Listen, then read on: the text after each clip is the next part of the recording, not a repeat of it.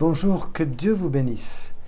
Samedi 6 novembre, en cette journée, le Seigneur nous donne ces paroles de Luc, cette méditation que parfois nous avons du mal un petit peu à accueillir et qu'il faut bien comprendre. Jésus dit, par rapport ensuite à une discussion qu'il y avait autour d'eux, « Faites-vous des amis avec l'argent malhonnête afin que le jour où il ne sera plus là, ses amis vous accueillent dans des demeures éternelles. Celui qui est digne de confiance dans une moindre chose est digne de confiance aussi dans les grandes. Celui qui est malhonnête dans la moindre sera aussi malhonnête dans les grandes. N'ayez pas...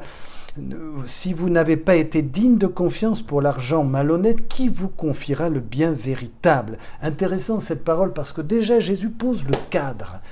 Nous vivons dans un mode de consommation, de négociation, d'échange.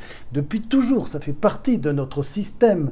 Et donc rappelez ces valeurs qui sont là, dans lesquelles Jésus lui-même s'est rangé. Jésus lui-même a reçu, a dû prévoir, acheter, redonner, distribuer. D'ailleurs, la tradition marque qu'il avait remarqué qu'il recevait beaucoup de dons. Ils avançaient ensemble et ils ont dû même, il y avait tellement de dons qu'ils recevaient et de biens qu'il fallait quand même partager avec ça. Pour ça qu'ils ont choisi Judas. Il y avait toujours, et il y en a eu d'autres, il y avait toujours quelqu'un qui avait la charge d'organiser les biens, peut-être de payer, de redistribuer les dons, etc.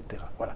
Bien de cette petite parenthèse pour comprendre là que Jésus va donner un nouvel éclairage en montrant que chaque chose doit être à sa place. L'argent, pour ce qu'est l'argent et pour la nécessité qu'il oblige, et le bien de Dieu, et Dieu à sa place, et la grâce de Dieu, la gratuité. Vous voyez, il n'y a pas antinomie. Donc, aucun domestique ne peut servir de maître à la fois. L'un haïra ou bien il haïra l'un et aimera l'autre, ou bien il s'attachera et méprisera l'autre. Vous ne pouvez pas à la fois servir Dieu et l'argent. Évidemment, on ne peut pas avoir cette même passion. Il n'y a qu'un seul Dieu, encore une fois, qui nous donne sa grâce et qui nous permet d'avoir ce regard juste et propre sur tout ce qui nous entoure. Et cette sagesse, mes amis, elle est à demander. Elle est à demander pour avoir ce cœur libre. Ce cœur totalement libre, sans contrainte, de pouvoir savoir que Dieu nous donne, que Dieu nous insère dans cette vie et que c'est dans cette vie parfois compliquée, difficile, c'est vrai, où il faut négocier, parfois il faut acheter, où nous vendons, nous participons de ce monde. Et c'est toujours là qu'il faut garder le cœur pur.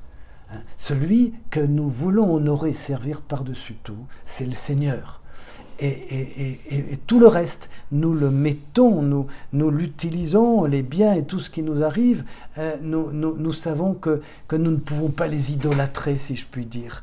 Ça paraît un peu facile à dire comme ça, mais nous voyons parfois que dans ce monde, il y a des attachements excessifs. Bien sûr, parce qu'il y a cette méconnaissance, cette ignorance du divin, de Dieu, de l'évangile, de la bonne nouvelle. L'évangile donne toujours le cadre. Alors, devant ça, mes amis, nous réagissons. Et en même temps, c'est aussi un rappel pour nous d'un témoignage à donner. Nous avons un témoignage à donner sur l'évangile, sur la vie de l'évangile. Parfois, nous ne le donnons pas toujours comme il faut, c'est vrai.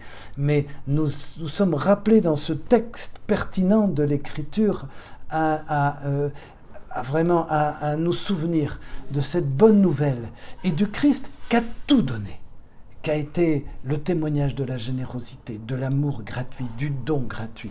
Mes amis, gardons cette belle image de ce modèle de Jésus qui nous invite vraiment à tout recentrer en lui, à tout vivre en lui. Que le Seigneur vous bénisse, que cette journée soit illuminée par son amour.